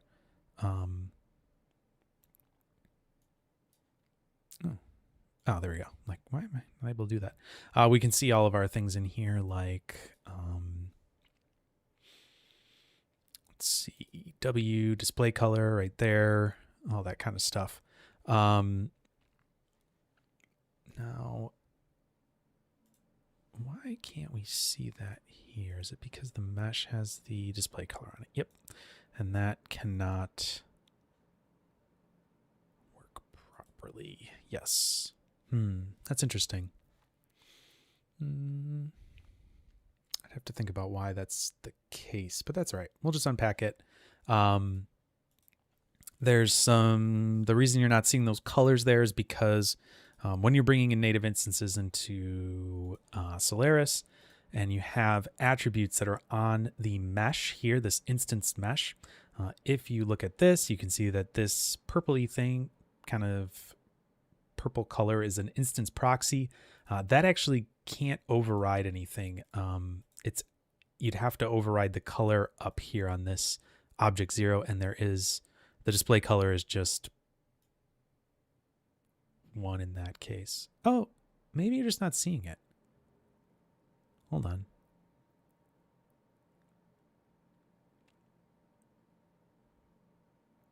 All right, I'm just going to do it like that frame there. Let's do a material library. Maybe this will be fine. Let's do a Karma material builder. Come in here. Thank goodness they've got these all dropped in here now. Property, geometry property value. So let's do, I think it's just display. Is it display color like that?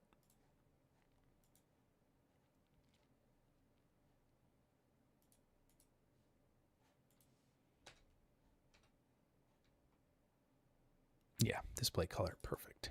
All right, so that's going to be our geometry property value. That's going to be a color.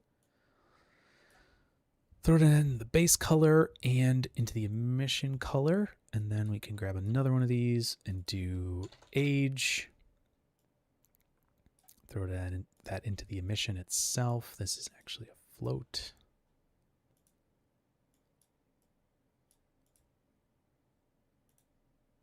Cool.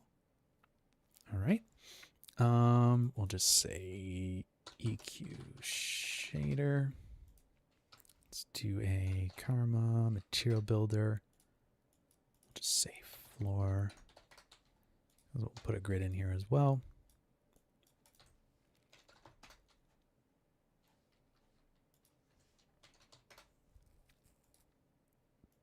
cool. We'll do an assign material.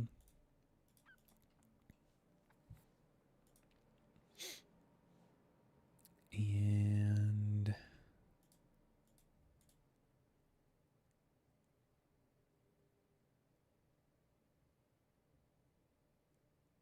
interesting. I think we could just do it here. Those primitives, and then the material, we'll do the EQ shader. And then, oops. This is terrible, but this is really poorly set up, but that's okay. Oh, sorry, Zach, I missed your question. Pop forces would work in this context as well. Right. Yep. Pop wind, all that kind of stuff. Yep, exactly. That would work for sure. We can actually take a look at that in a second. Just do this quick. Yeah, we should probably throw a camera in here as well.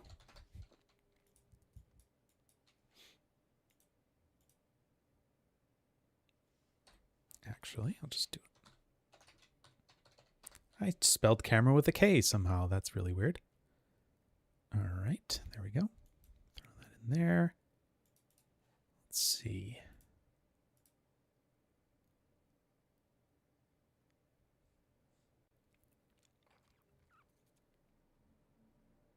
And why are we getting...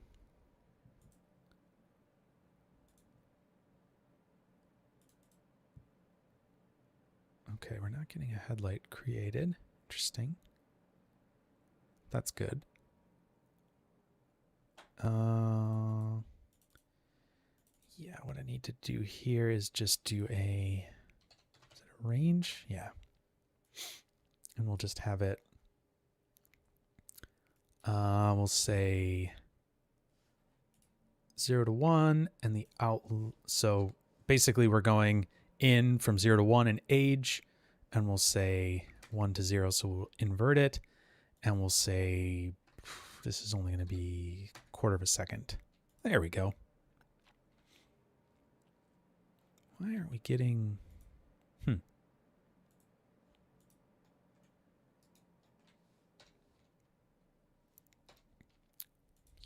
Range. I don't know why. Oh, that's fun. Why did I get a... Okay. Fun. Let me pull this back up for a second. That's interesting. Hadn't seen that before.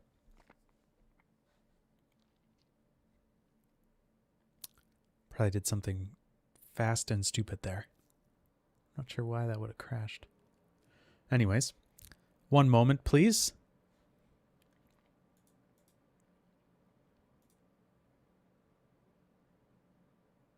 That's not what I wanted.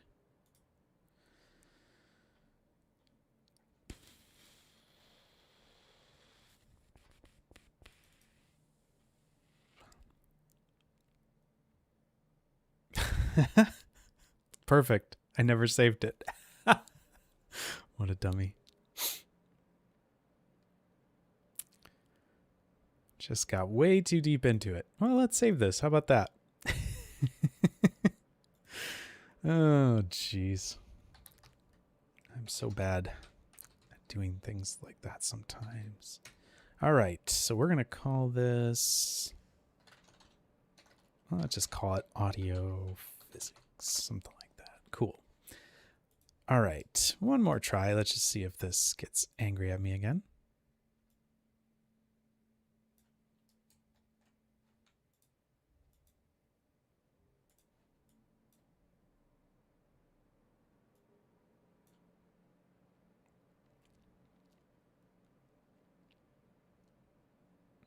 There we go.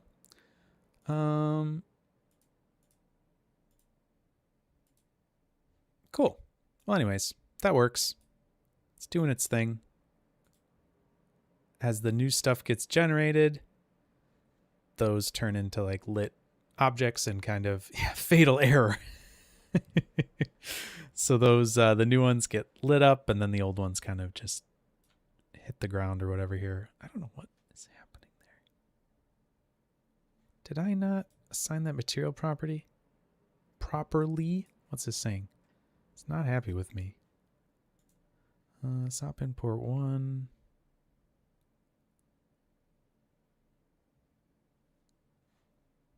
Grid 1 floor.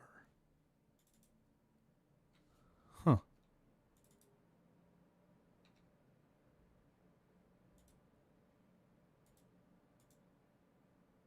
Interesting. I don't know what it's doing there.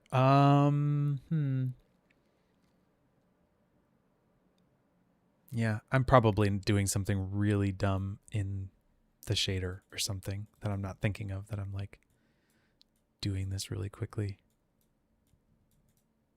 Maybe you just don't need that on.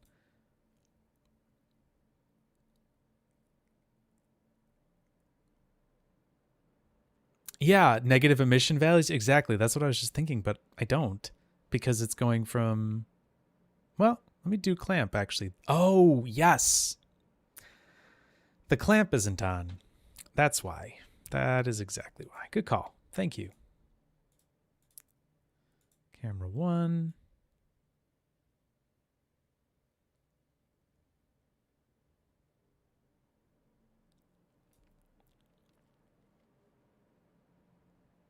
Well, now I don't know. Now I don't know why it's doing that, but that's okay.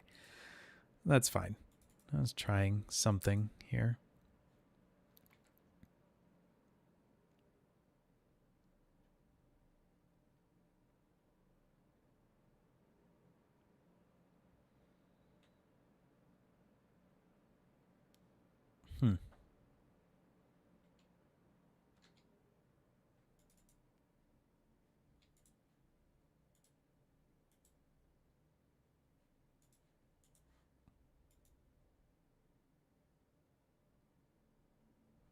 Yeah.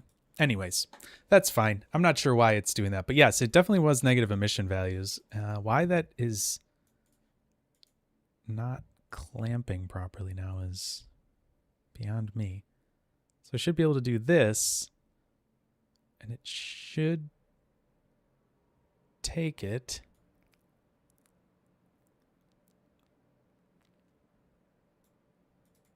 And have an emission of 0. I don't know. I don't know what it's doing. It's really strange. Doesn't seem like it's clamping properly.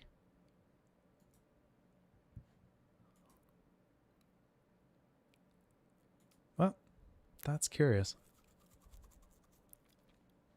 Anyways, it's not a rendering thing, but yeah, it's definitely some sort of weird emission thing. But anyways, let's go back here and take a look at this. And yeah, so Zach, you were asking about the about forces. So we could do a pop wind.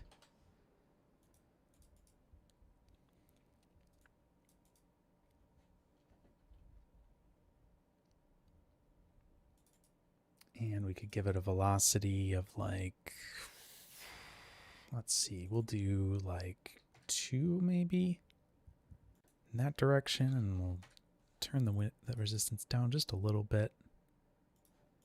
And let's see that. No, it's too bad.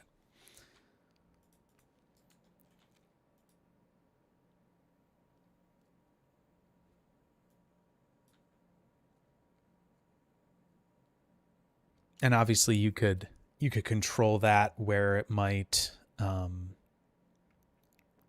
have less air resistance over time. You could do that. Let's see. I want to say that there is an air resistance in here. Let me just double check.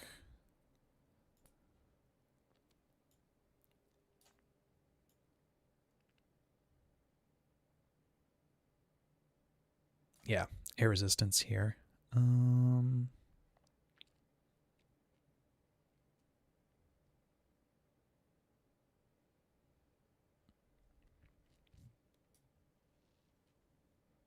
Yeah. So, yeah, nice thing to remember is there's usually these little things in here that help me remember too. Um, yeah, the post solve operations go into post solve. It's like scaling and things like that. Um, but then pre solve is forces and things of that nature. I guess the thing to think about there is that, like to remember when you're talking about pre and post solve is that that's kind of a step, right? So like before the solve frame happens, you want to apply the force and then let the simulation frame happen. Then the post sim happens on the end of it. Yeah. So that's kind of the little trick there, but these little post-it sticky things are usually pretty nice for that type of a thing. But yeah, hopefully you can see how you could do, I mean, there's multiple levels here that MOPs actually helped out with, and I think it's pretty cool to be able to play around with some of those things, and even then use it in the solver. I wasn't even thinking that originally, and then I was like, oh yeah, totally should use MOPs for this. It's MOPs Monday anyway, so cool. Well, hopefully that gives you a little sense of how to do something like this and how to play around with this type of simulation or whatever. Obviously it's a little silly, but again, it was a suggestion that came from one of our one of the suggestions in the Discord server. So if you're over there, please add suggestions in, like this one that we were talking about here. So we've taken this and kind of gone a little bit further with it. And I think it turned into a pretty fun example. So, you can take that and keep going even further if you'd like to, cause all sorts of crazy things to happen. And, yeah, you're welcome, Zach. Thanks so much for joining. So, hopefully everybody enjoyed getting back into some motion graphics type stuff. If you have any suggestions for future streams that are more motion graphics related, please, again, drop it in the Discord server. I do keep an eye on some of that stuff. So, anything really that feels like it is something that you've done in C4D that maybe you've been wondering for a while, how do you do something more easily in Houdini? That's, some of the motion graphics type stuff that is so commonly done in C4D. We can take a look at it and see what we can come up with. And so I think we'll start wrapping things up there. Tom, you're welcome. Thanks for joining the stream. And we'll start to kind of wrap things up here. Thank you everybody for joining and chatting and putting your questions in the chat. Always nice to be able to hear from everybody. My plan for doing the MOPS Mondays is going to be to do that every other week again. So hopefully we'll start to get in a little bit more of a rhythm with that. With the holidays and things like that, things got a little crazy. So that should be good. On not Wednesday this week, I was going to say Wednesday, but I will be out of town on Wednesday. So on Thursday this week, I'm going to switch things over to Thursday. We'll be talking about some Solaris, some Solaris procedurals, which should be pretty interesting. Hopefully that will be a good conversation to have. We're not going to get into like crazy deep stuff of like, here's how you build your own custom, Solaris procedural, which is really not a thing yet. The workflow really hasn't been created for that. It takes a lot of time and effort, on the developer's part to get the ones that are in there right now. But at this point, we have procedurals for hair, feathers. Actually, there's in the RBD destruction node, there's a procedural in there that does the RBD destruction procedurally. There's one more that I'm not thinking. Oh, I think there's an ocean one. Probably won't end up talking about that one just because that's like that whole workflow is just way more involved than the other ones. I feel like there's another one, but I can't think. Anyways, we'll be talking about those, talking about how they work, kind of the ideas behind it. And then if we have some time, we might just jump in and talk about some other new Solaris and USD stuff. One thing that I'm thinking of that would be really cool to see, to be able to talk a little bit about, is how the new value clip process works. And so if you're not familiar with what value clips are in USD, short answer is it helps you deal with huge simulations and cut down on your file size a bit. But it also just makes it play back much more nicely in the viewport and in Solaris in general, and just makes things a lot easier to kind of deal with. So yeah, that should be a fun topic. Get into some Solaris, some USD stuff. And yeah, Thursday night, 6 p.m. we'll be doing that. So hope to see you all there. And if you guys have any questions, need any help with anything, feel free to reach out on the Discord anytime. There's been a lot of people in there answering questions when I'm asleep, which is really great. I sometimes wake up and I'm like, oh, somebody had 10 messages back and forth. That's cool. But yeah, if you need anything, you can always find a bunch of helpful people over there. And for now, I guess we'll wrap it up, and we will hopefully see you on Thursday. Thanks, everybody, for joining this evening, and I'll see you next time. Bye, everybody.